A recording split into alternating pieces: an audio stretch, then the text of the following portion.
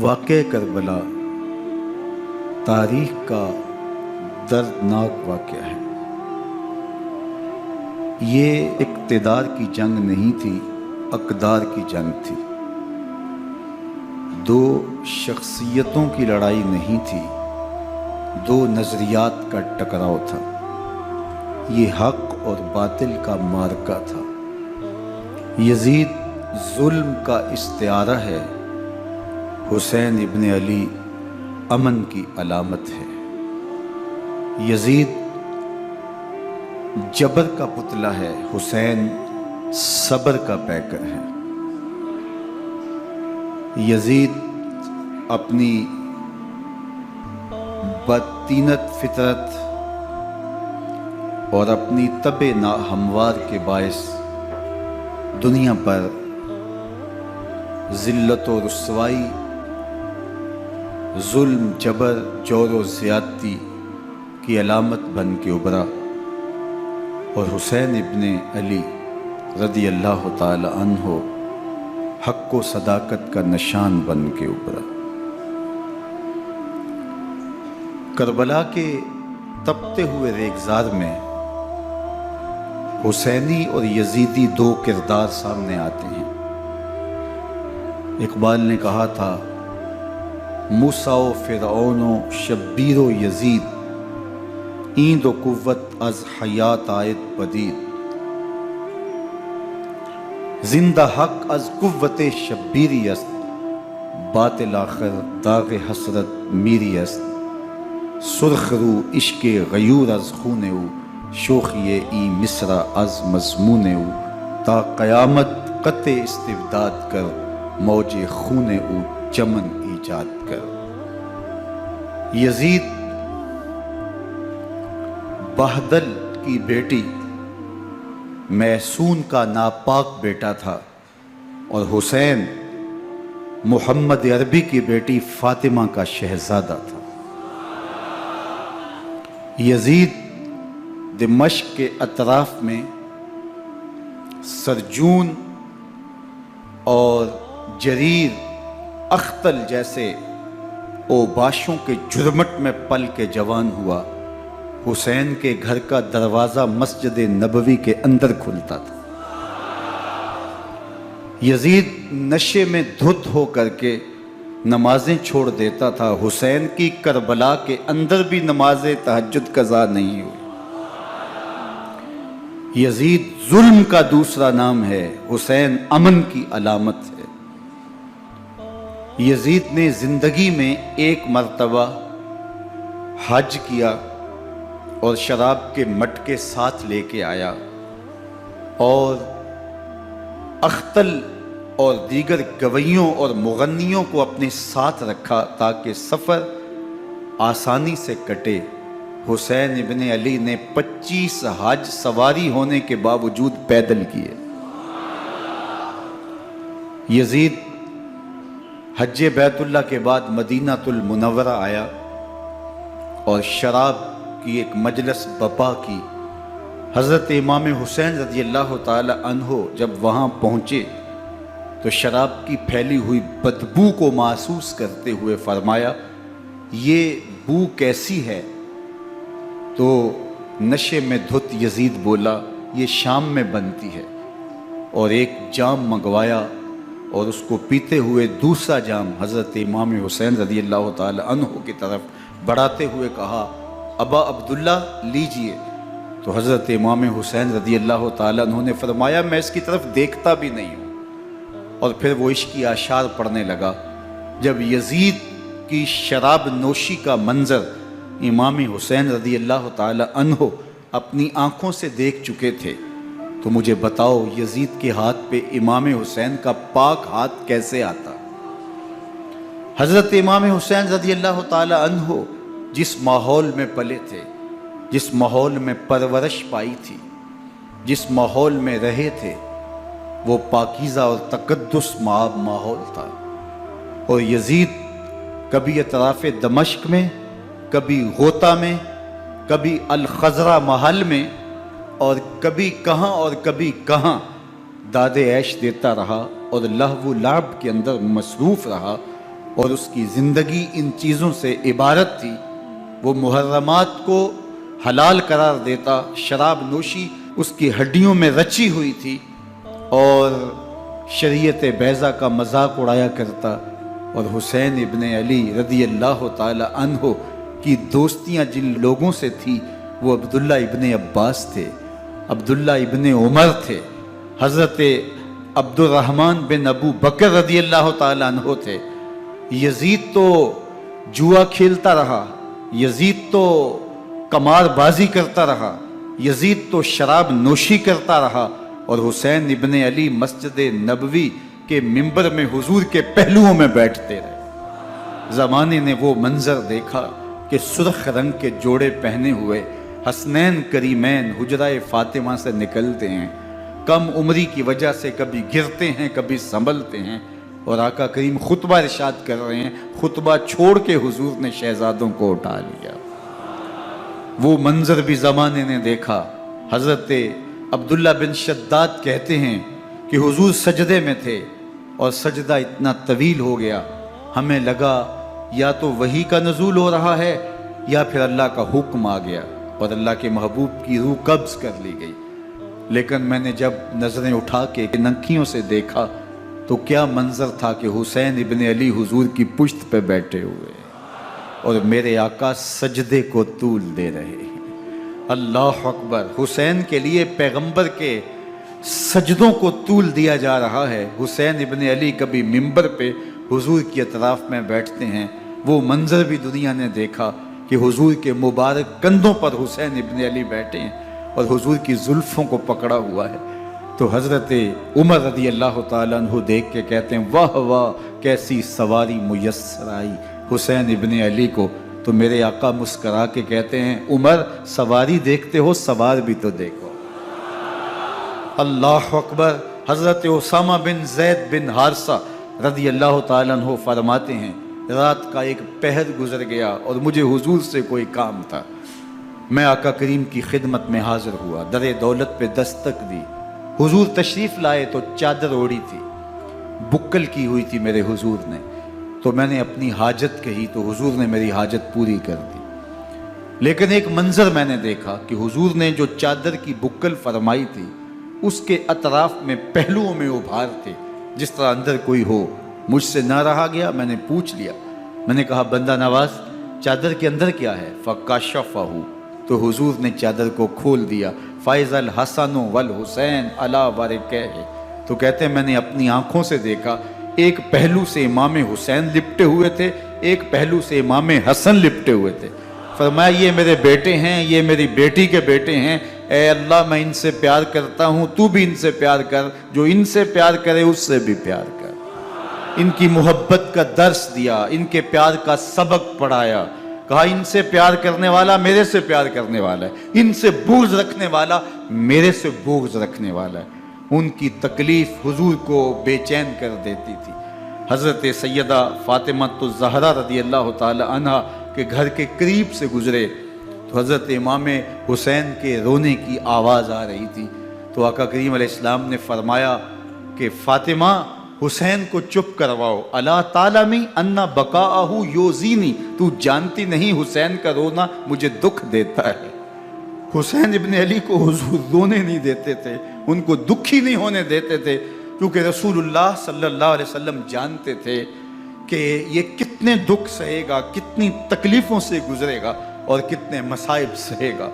زمانے نے وہ گھڑیاں بھی دیکھیں کہ حضرت حذیفہ بن یمان رضی اللہ تعالیٰ عنہ فرماتے ہیں کہ میں حضور کی خدمت میں نماز مغرب کی ادائیگی کے لیے حاضر ہوا، اور میں نے یہ اجازت خاص طور پہ اپنی ماں سے اس شرط پہ لی تھی کہ امی آپ مجھے اجازت دیں، میں حضور کی خدمت میں حاضر ہوتا ہوں، مغرب کی نماز بھی ادا کروں گا اور پھر حضور سے عرض کروں گا حضور میرے لیے اور میری ماں کے لیے بخشش کی دعا کر دیجئے۔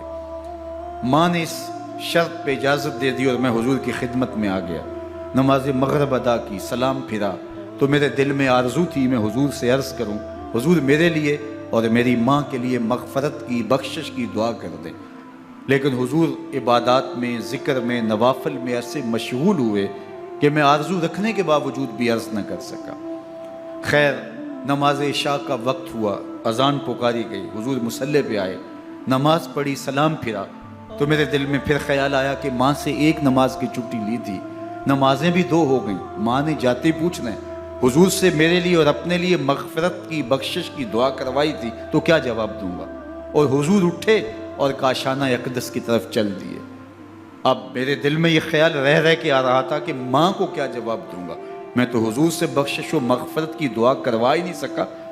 جب حضور چل پڑے تو غیر ارادی طور پہ میں بھی حضور کے پیچھے چل پڑا۔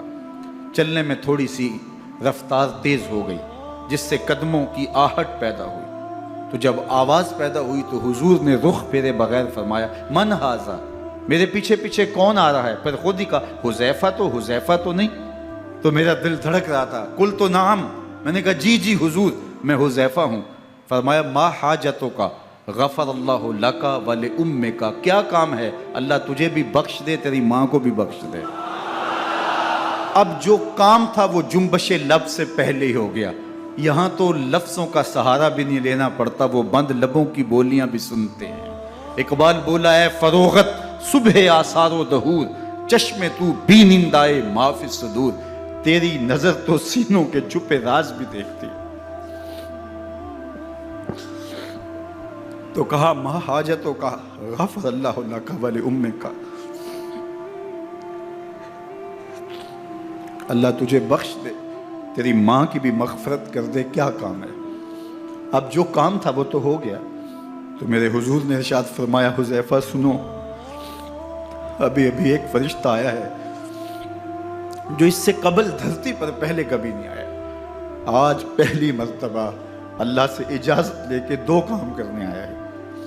ایک تو مجھے سلام کرنے آیا ہے اور دوسرا خوشخبری دینے آیا ہے کہ آپ کی بیٹی فاطمہ جنتی عورتوں کی سردار ہے اور حسن اور حسین جنتی جوانوں کے سردار۔ ایک طرف یزید ناپاک میسون کا پلیت بیٹا اور ایک طرف محمد عربی کا نواسا، فاطمہ کے دودھ کا اثر، علی المرتضیٰ کے خون کی تاثیر، رسول اللہ صلی اللہ علیہ وسلم کے کندھوں پہ بیٹھنے والا۔ ایک دن حضور نے امام حسین رضی اللہ تعالیٰ عنہ کے ہاتھ پکڑ لیے اور ان کے پاؤں اپنے پاؤں پہ رکھے اور پھر فرمایا بیٹے آگے بڑھو، اور ان کے پاؤں حضور کی پنڈلیوں پہ آئے۔ پھر کہا بیٹے اور آگے بڑھو، حتیٰ کہ ان کے پاؤں حضور کی رانوں پہ آئے۔ پھر فرمایا بیٹا اور آگے بڑھو، تو ان کے پاؤں حضور کے مبارک بطن اقدس پہ آئے۔ پھر بازوؤں کو کھینچ کے اپنے قریب کیا اور حسین ابن علی کے منہ میں اپنی زبان رکھ دی، اور وہ اس طرح چوس رہے تھے جس طرح کھجور چوسی جاتی ہے۔ تو اللہ کے محبوب علیہ السلام نے حسین ابن علی کو اپنی زبان کا لعاب دہن دے کر کے، وہ شیر رحمت دے کر کے، وہ کوثر و تسلیم سے پاکیزہ تر آب رحمت عطا کر کے ان کی ہمیشہ کے لیے پیاس بجھا دی، تاکہ کل کربلا کے تپتے ہوئے ریگزار میں حسین ابن علی کو پیاس کی شدت تنگ نہ کرے اور پائے استقلال میں لغزش نہ آنے پائے۔ ان نازوں سے پالے ہوئے حسین کو، ان محبتوں سے پالے ہوئے حسین ابن علی کو امتحان بھی اتنے بڑے درپیش تھے۔ یاری تیری سونا پر ازمیشاں تیریاں اگ، سونا پرکھیا جامدہ ہے نال اگاں دے لگ۔ جتنا بڑا شخص ہوتا ہے اتنی آزمائشیں بھی بڑی ہوتی ہیں۔ پیغمبر رحمت کی آغوش میں کھیلنے والا، حجرہ فاطمہ کا جانشین، مصلی رسول کا وارث، منبر رسول صلی اللہ علیہ وآلہ وسلم پر حضور کے مبارک پہلو اور گود میں بیٹھنے والا حسین، حضور کی زبان چوسنے والا حسین، حضور کے کندھوں پہ سواری کرنے والا حسین، آقا کریم علیہ السلام کے مبارک سجدے کی حالت کے اندر حضور کی پشت پہ کھیلنے والا حسین، جس حسین کا دروازہ مسجد نبوی کے اندر کھلتا تھا اور یزید کی کرتوتوں کے چشمدید گواہ تھے۔ یزید جب تخت نشین ہوتا ہے تو اسے یہ فکر ہوتی ہے کہ امام حسین عبداللہ بن زبیر، عبداللہ بن عمر، عبداللہ ابن عباس یہ میری بیعت کریں۔ اور وہ ولید بن عقبہ کو لکھتا ہے کہ ہر صورت میں ان کی بیعت لو، اور اگر بیعت نہ دیں تو سختی کرو۔ حضرت امام حسین رضی اللہ تعالی عنہ کو بلاوا آتا ہے کہ آپ کو دارالامارت میں گورنر ہاؤس میں بلایا جا رہا ہے، ولید بن عقبہ کا پیغام آپ کو پہنچتا ہے۔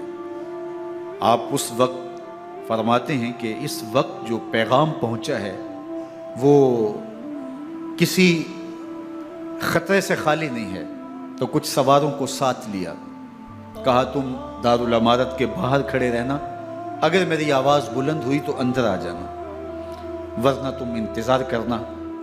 آپ اندر گئے۔ ولید بن عقبہ نے مروان کو بھی بلایا تھا۔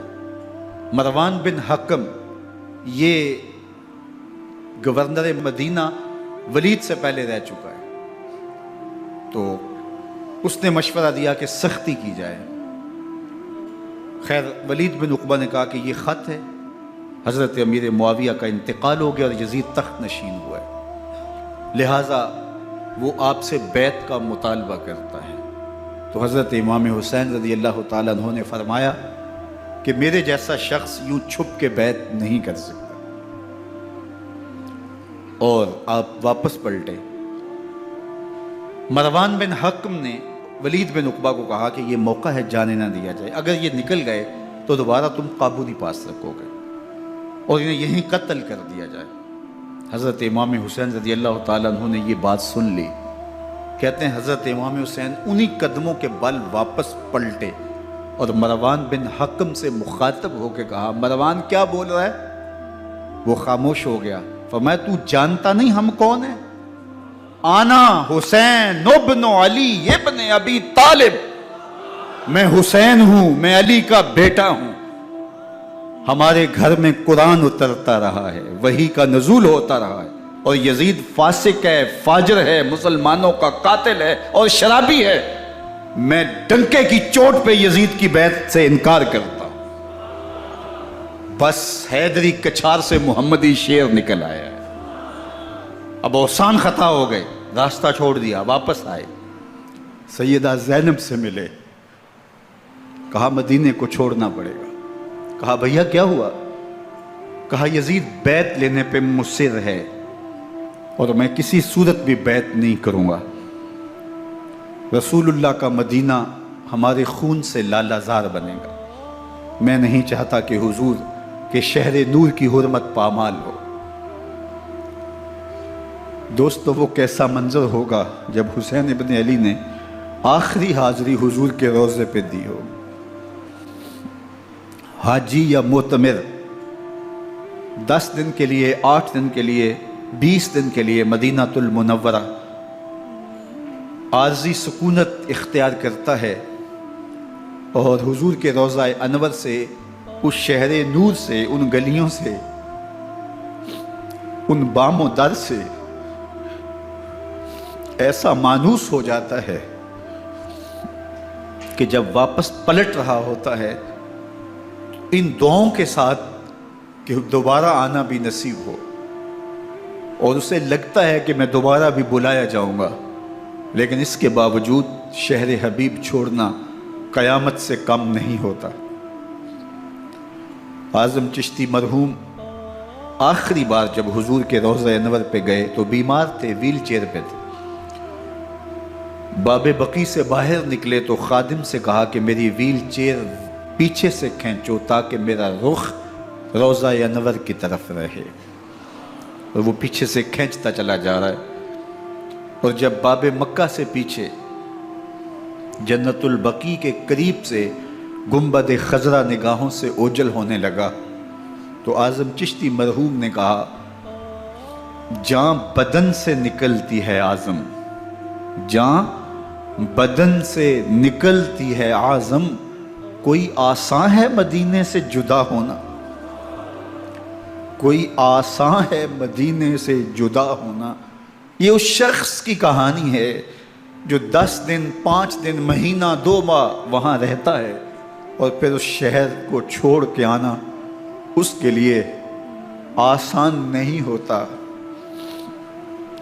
اور مجھے بتاؤ کہ حسین جو پیدا مدینے میں ہوا، جس کے گھر کا دروازہ مسجد نبوی کے اندر کھلتا تھا، جو مسجد نبوی کے اندر پرورش پا کے جوان ہوتا ہے اور مدینے کی گلیوں میں کھیلتا رہا، اس حسین ابن علی کے لیے مدینہ چھوڑنا، اور پھر وہ اس بات کا علم اور شعور رکھتے تھے کہ یہ آخری بار حضور کے در پہ حاضری ہے، دوبارہ اس شہر نور میں نہیں آ سکوں گا، تو کیا قیامت ہوگی اور کیا منظر ہوگا۔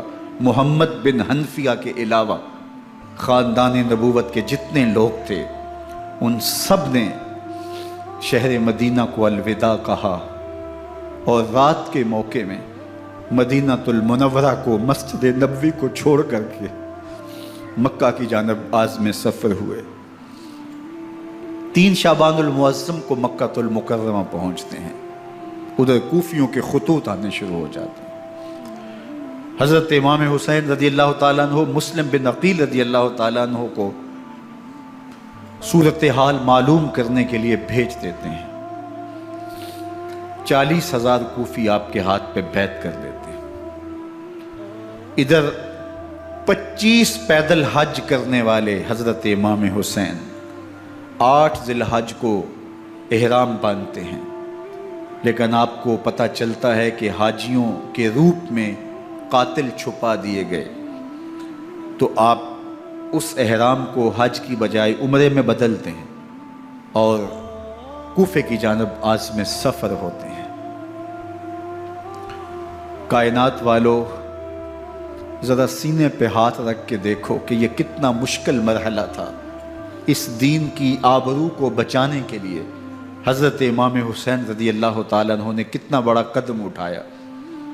آپ کے بہی خواہ، دوست، احباب عبداللہ بن عمر یہ سارے روکتے ہیں، عبداللہ بن عباس کہتے ہیں حضرت نہ جائیے، الکوفی لا یوفی، کوفی کبھی وفا نہیں کرتے، آپ کے والد کو وہاں شہید کیا گیا، لیکن آپ ایک فرض کو نبھانے جا رہے ہیں۔ میرے غم گسارو، میرے مہربانو، نہ روکو مجھ کو جانے دو، مجھے نانے کے دی کی ڈوبتی کشتی بچانے دو، میں جاتا ہوں کہ دنیا پر وفا کا نام رہ جائے، میں رہوں نہ رہوں پر عظمت اسلام رہ جائے۔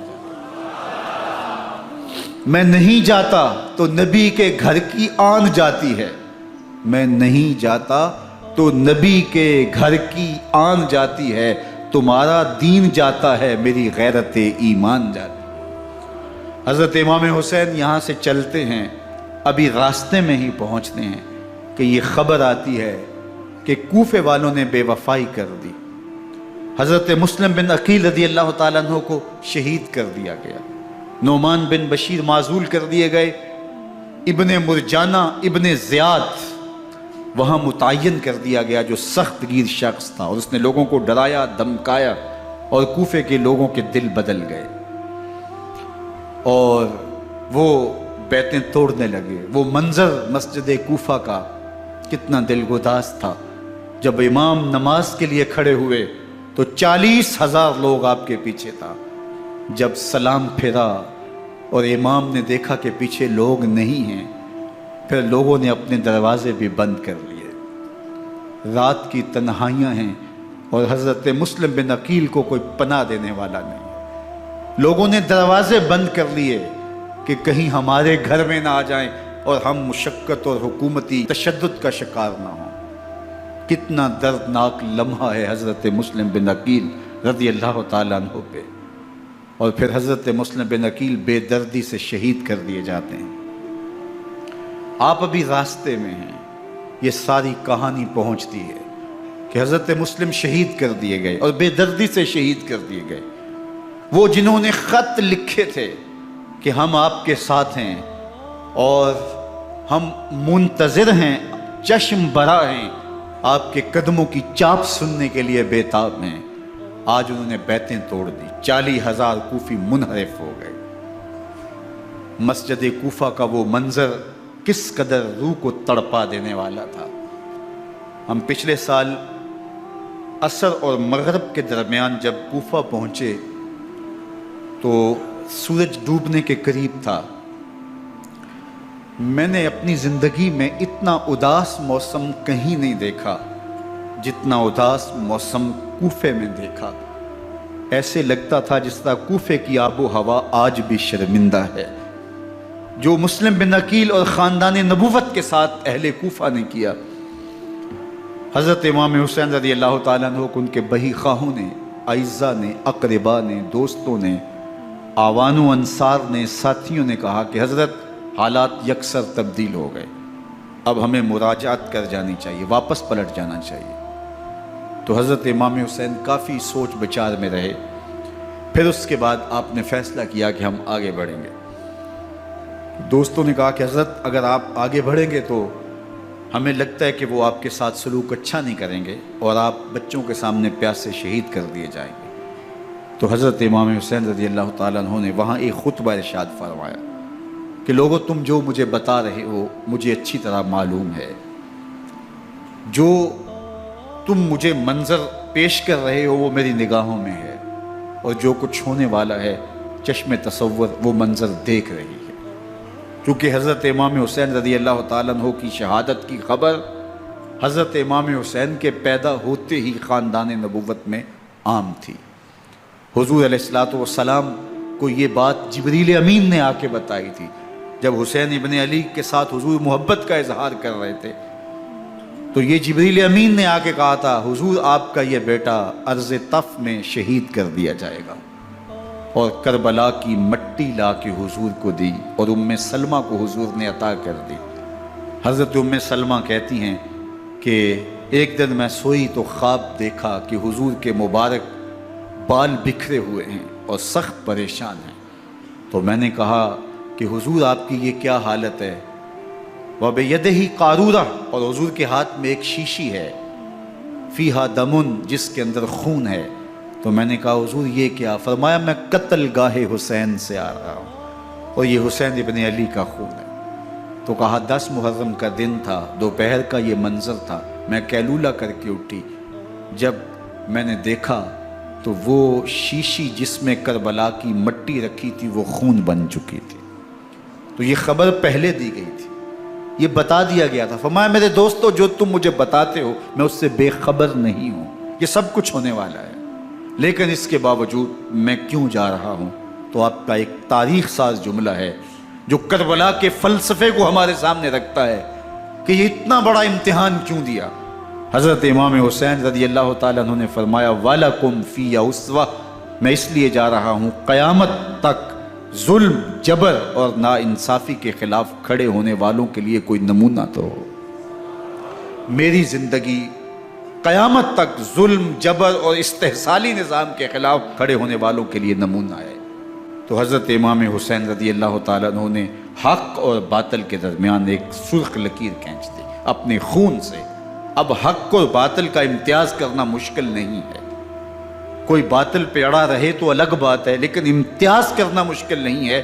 حدود بالکل واضح کر دی۔ اقبال نے یہاں کتنی خوبصورتی کے ساتھ اس مضمون کو نبھایا۔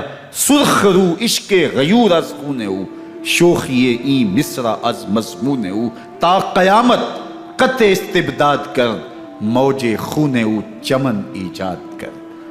ایک جہاں آباد کر دیا، حق اور باطل کی راہیں اجال دی۔ اب لوگوں کو یزید کا چہرہ پہچاننے میں دیر نہیں لگتی، وقت کے ہر یزید کا چہرہ آسانی سے پہچانا جا سکتا ہے۔ یہ معرفت زمانے کو کروائی کس نے؟ حسین ابن علی نے کروائی رضی اللہ تعالی عنہ۔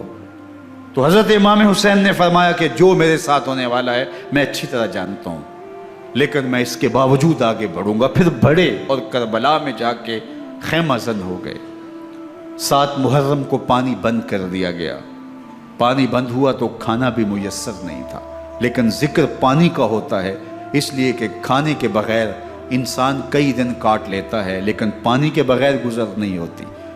تو فرات کی نہر سامنے اپنی موجوں کے ساتھ چمک رہی ہے، لیکن ایک قطرہ آب بھی آل رسول کو نہیں دیا جا رہا۔ کائنات کے اندر ایسے انوکھے امتحان بھی ہوتے ہیں۔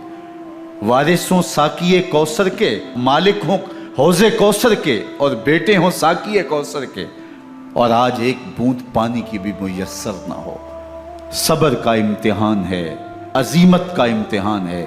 حضرت امام حسین رضی اللہ تعالیٰ عنہ خیمہ زن ہو گئے۔ 3 دن تک پانی بند رہتا ہے۔ 9 محرم کو رات کی تنہائی میں حملہ آور ہونا چاہتے ہیں، لیکن آپ نے کہا کہ ہمیں اللہ کے حضور عبادت اور ذکر کے لیے وقت دیا جائے۔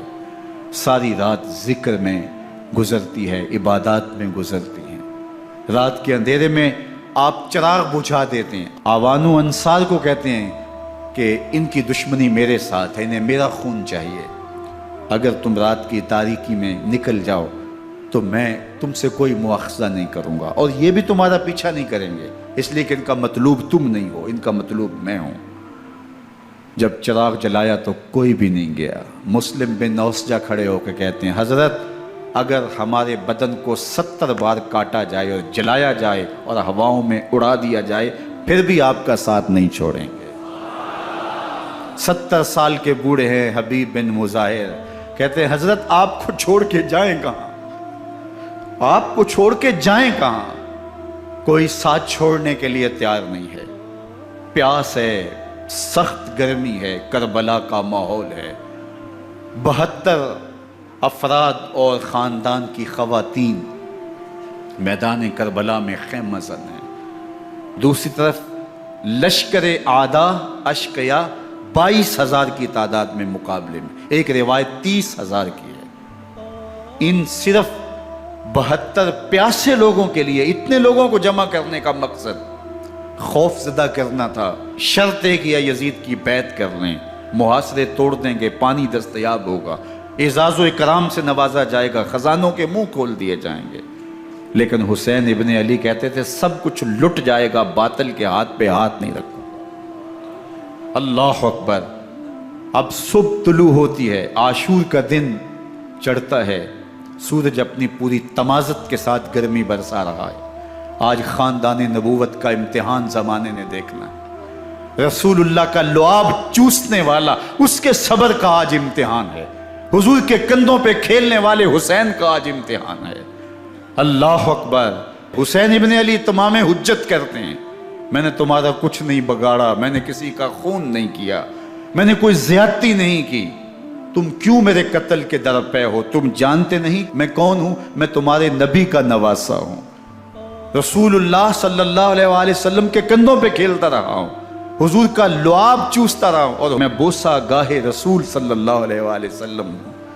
لیکن ان اشقیاء کے دل پر کوئی چیز اثر انداز نہیں ہوتی۔ ایک ہور ہے، اللہ اس کے دل میں نرمی ڈالتا ہے۔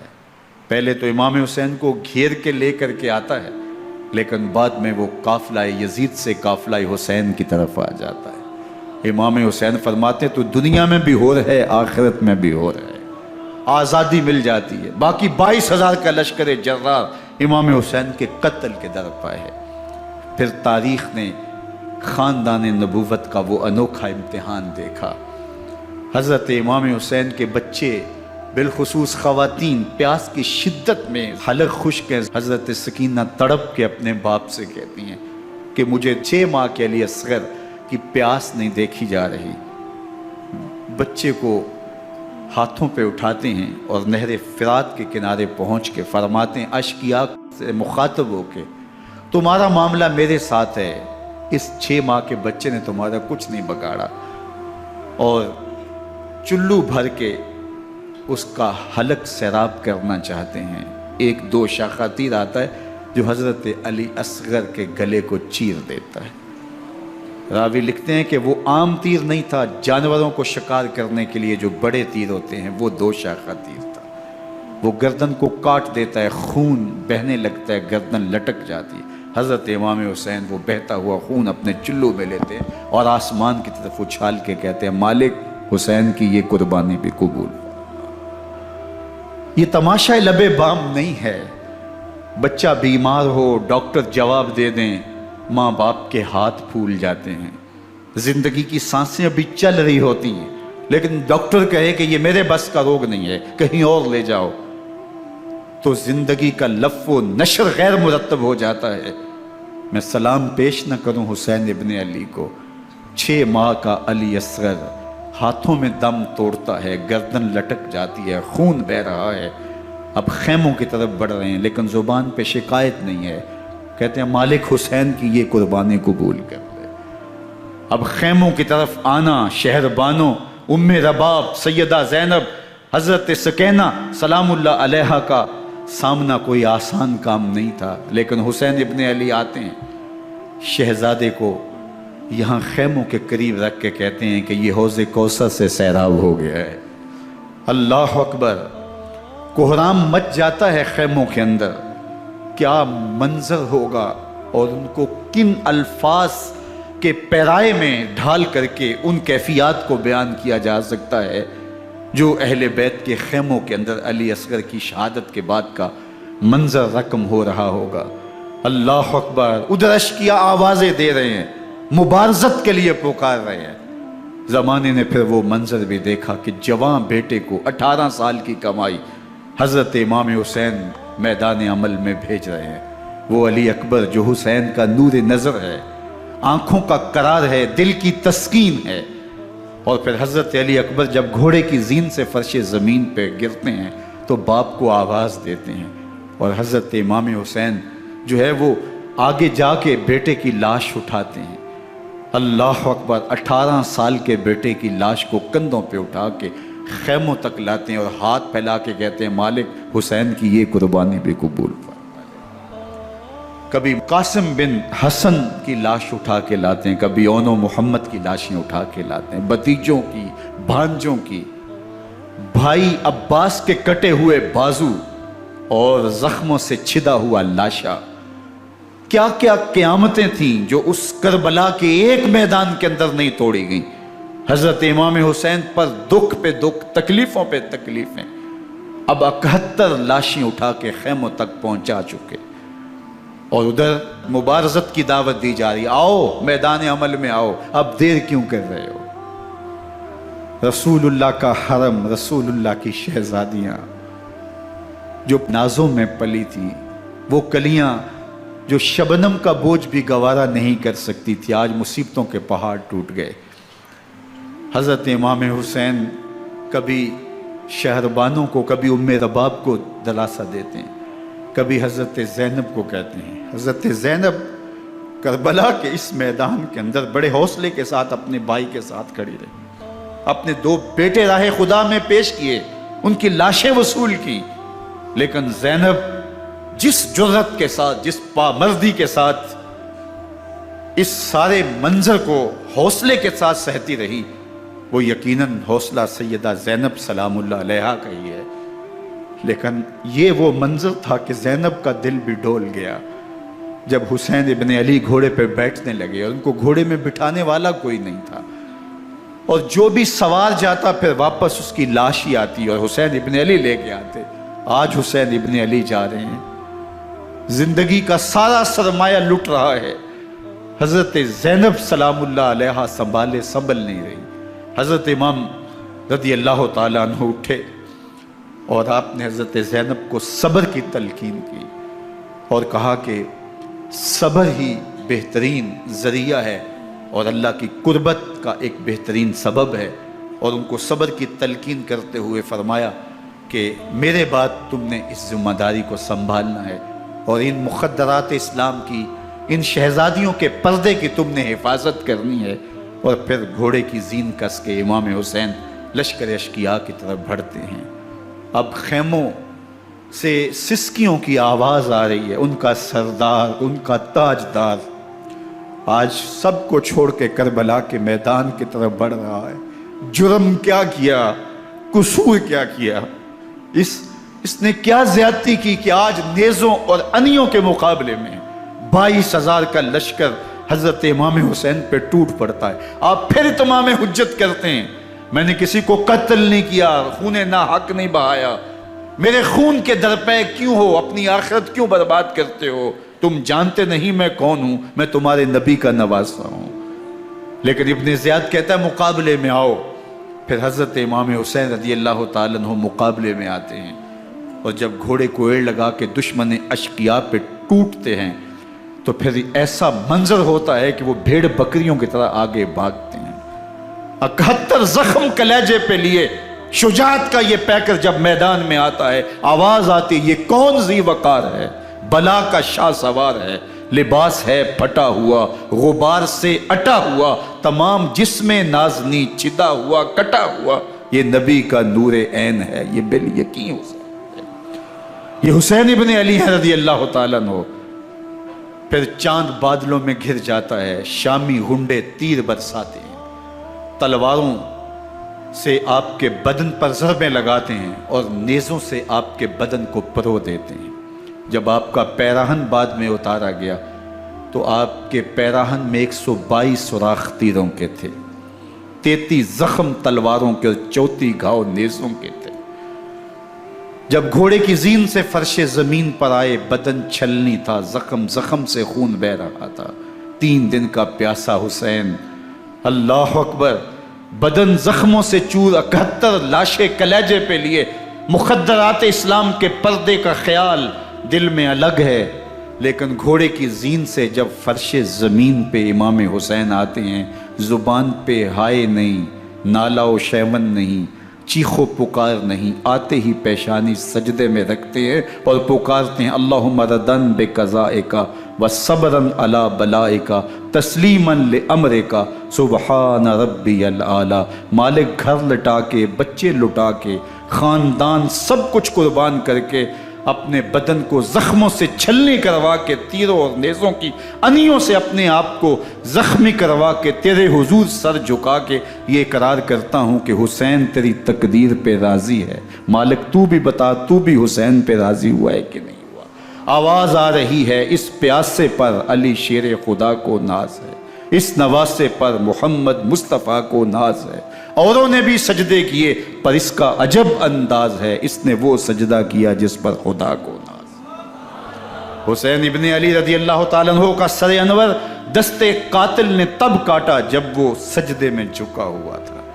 یزید نے کہا میں بیعت لوں گا، امام حسین نے کہا کبھی بھی نہیں دوں گا، یہ سر کٹ سکتا ہے جھک نہیں سکتا۔ سر کاٹ کے نیزے کی نوک پہ چڑھا دیا گیا اور یہ اس بات کا اعلان تھا کہ ہم جیت گئے اور حسینی ہار گئے، اور لشکر یزید میں غوغا مچ گیا، نقارے بجنے لگے کہ ہم جیت گئے، دیکھو امام حسین شہید کر دیے گئے، اور سر کاٹ کے نیزے کی نوک پہ چڑھایا گیا۔ لیکن لشکر یزید سے ہی آواز آئی یہ کیسا سر ہے جو کٹ کے بھی سر بلندی ہے، کٹ گیا ہے پھر بھی اونچا ہے، اللہ اکبر، یہ سر سجدے میں کٹا ہے، رب کے حضور عبادت کی حالت میں کٹا ہے۔ حسین آج بھی سجدے میں ہے، اللہ اکبر، حسین آج بھی سجدے میں ہے، بلکہ کٹے ہوئے سر کا رخ زمین کی جانب تھا اور کٹی گردن آسمان کی طرف، یوں نیزے پہ پرویا گیا۔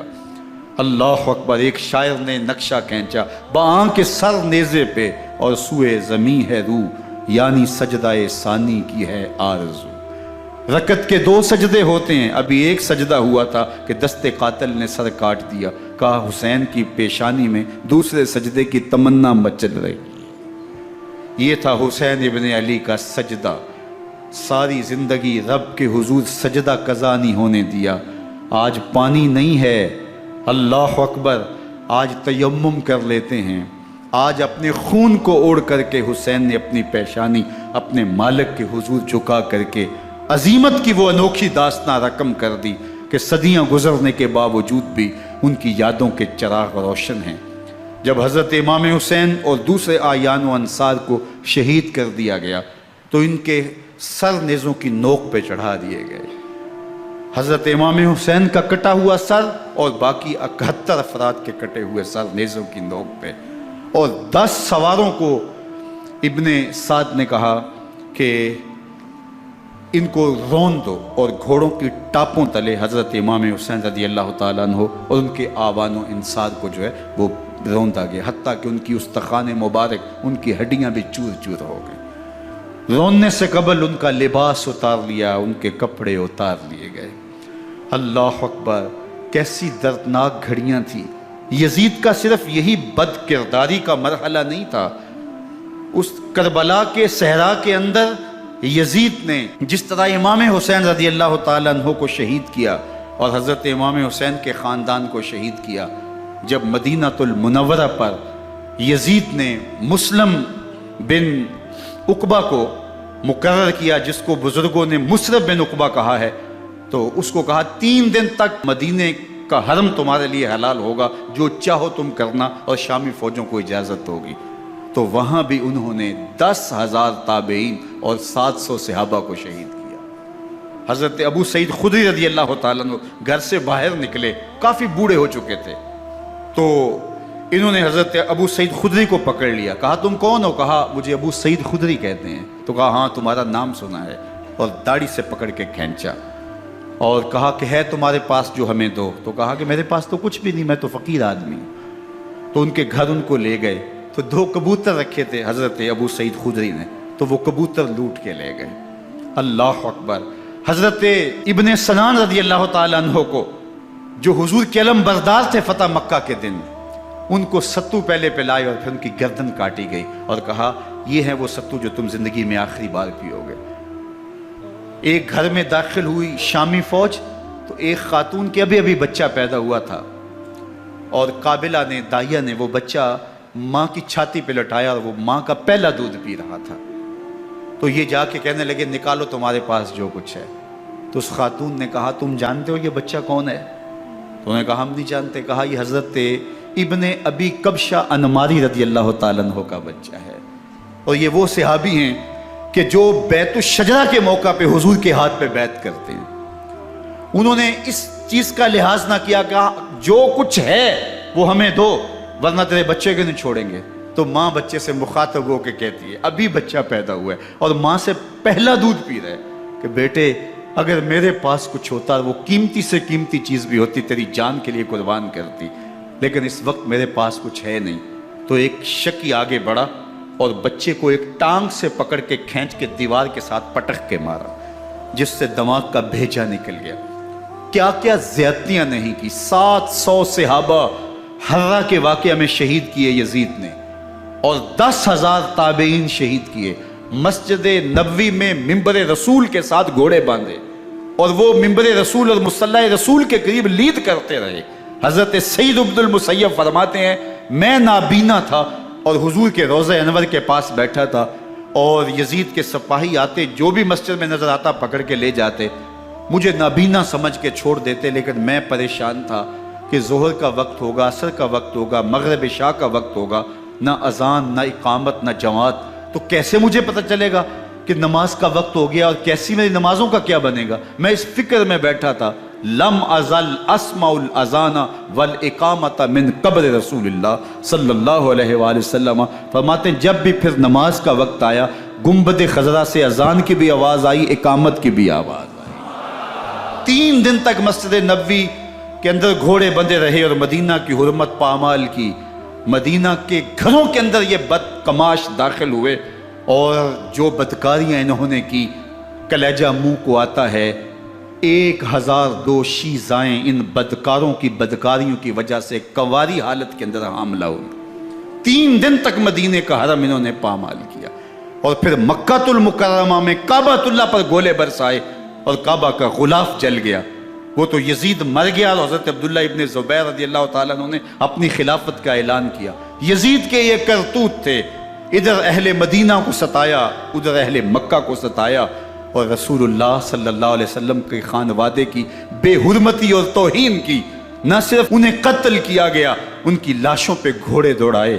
ابن سعد اور شمر جو ہے وہ خیموں میں داخل ہوا، اور مخدرات اسلام کی چادریں چھیننے کی کوشش کی۔ حضرت زینب سلام اللہ علیہ نے مخاطب ہو کے کہا ہمارے چہرے کے رکھوالے چلے گئے ہیں، ظالم تو خیال نہیں کرتا ہم رسول اللہ کی بیٹیاں ہیں۔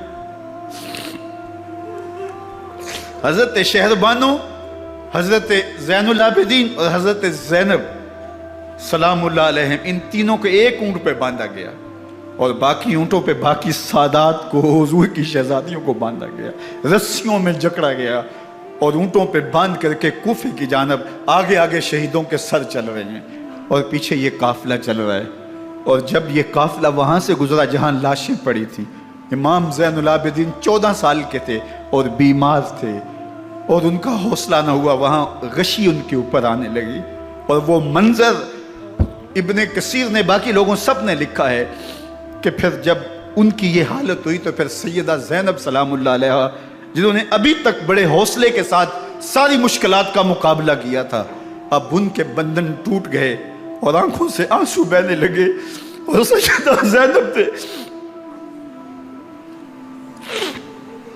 امام حسین رضی اللہ تعالیٰ عنہ کی لاش پہ کھڑے ہو کے، اور وہ روندی ہوئی لاش، ٹوٹی ہوئی ہڈیاں، اور وہ پریشاں بدن، کٹا ہوا سر نیزے کی نوک پہ، اور لاش یہ پڑی ہے، تو حضرت سیدہ زینب نے مدینے کی طرف منہ کر کے جو ہے وہ حضور سے فریاد کی، یا محمد آہو، یا محمد آہو، ھذا حسین بالآراء مزمل بالدماء، یا محمد آہو بناتوں کا سبایا۔ یا رسول اللہ، اے پیارے آقا، یا جدہ ہو، اے ہمارے نانا محترم، یہ دیکھیے آپ کا حسین پڑا ہوا ہے، بدن سے کپڑے اتار لیے گئے، خاک ہوائیں اڑا رہی ہیں، اور اس کے اوپر چادر جو ہے وہ مٹی کی پڑ گئی ہے۔ حضور آپ کی اولاد کاٹ دی گئی، اور پھر کہا بناتوں کا سبایا، حضور دیکھیے آپ کی بیٹیوں کے ہاتھ باندھ دیے گئے ہیں، اونٹوں پہ کس دیا گیا ہے، سر شہیدہ آگے آگے چل رہے ہیں، اور حضرت سیدنا امام حسین کا آگے آگے سر ہے۔ راستے کے اندر ایک جگہ آئی، رات گزری اور ان کو اتارا گیا۔ رات کا موقع تھا، ایک خاتون آئی اور اس نے کوئی کھانا پیش کیا ان کو، اور کہا کہ میں کسی زمانے میں حضرت سیدہ فاطمہ الزہرا کی نوکری کیا کرتی تھی، ان کی لونڈی تھی، ان کی کنیز تھی، اور آج مجھے پتہ چلا کہ آپ لوگ گزر رہے ہیں، تو میں نے کہا کہ میں اپنی مخدومہ کے خاندان کی خدمت کروں۔ اور پھر اس نے کہا کہ اس وقت سیدہ کی گود میں ایک 6-7 ماہ کی بچی تھی جس کو زینب کہا کرتے تھے، تو سیدہ زینب نے کہا کہ اماں اگر پہچانتی ہو تو وہ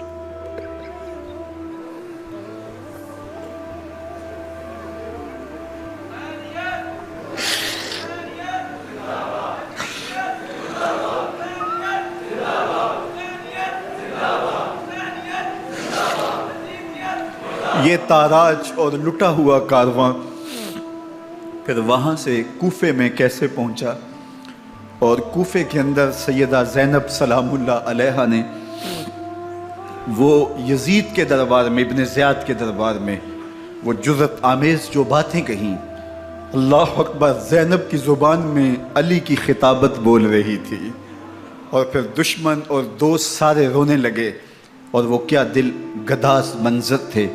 اور پھر یہ سروں کا قافلہ اور سادات کرام کا مشکیں کسی ہوئی ہیں اور اونٹوں پہ باندھے ہوئے، ان کو وہاں سے پھر قادسیہ، اور قادسیہ سے پھر دمشق یزید کے دربار میں پہنچایا گیا، اور وہاں سے یہ لٹے ہوئے خانمہ برباد تاراج لوگ مدینہ المنورہ میں کیسے پہنچے، اور اہل مدینہ نے کیسے استقبال کیا، اور وہ منظر کتنا دلگداز تھا جب اہل مدینہ زینب سے پوچھتے تھے زینب حسین کہاں ہے؟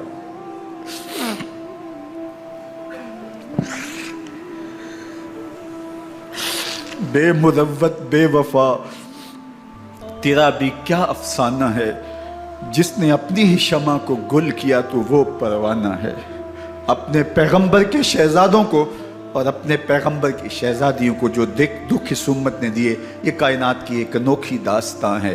اللہ ہمیں اسوہ شبیری پہ عمل کی توفیق عطا کرے اور ان کے نقوش پاک کی برکتیں دے، اہل بیت کی محبت ہماری روحوں میں جذب کر دے، اور جس عظیمت کے ساتھ، جس حوصلے کے ساتھ انہوں نے دکھوں کو جھیلا، جو دہکتی آگ کے شعلوں پہ سویا وہ حسین، جو جواں بیٹے کی میت پر نہ رویا وہ حسین، جس نے سب کچھ کھو کے کچھ نہ کھویا وہ حسین، مرتبہ اسلام کا جس نے دوبالا کر دیا، خون نے جس کے دو عالم میں اجالا کر دیا، جو کہ سوزے غم کو سانچے میں خوشی کے ڈھال کے مسکرایا موت کی آنکھوں میں آنکھیں ڈال کے۔ اے حسین ابن علی تم پر سلام، نازش آل نبی تم پر سلام۔ ذرا میرے ساتھ یہ پڑھ لیجئے، اے حسین ابن علی تم پر سلام، نازش آل نبی تم پر سلام، تم پہ لاکھوں رحمتیں لاکھوں سلام، اے شہیدان محبت کے امام، لالا گوں لالا بدن لالا کفن، اے چمن اندر چمن اندر چمن، زندگی ہی زندگی تیری حیات اے حیات اندر حیات اندر حیات، افتخار ملت بیضا ہے تو، رب کعبہ کی قسم یکتا ہے تو، فخر کا دل میں دریچہ باز کرنا چاہیے، جن کا تو آقا ہے ان کو ناز کرنا چاہیے۔ وآخر دعوانا ان الحمدللہ۔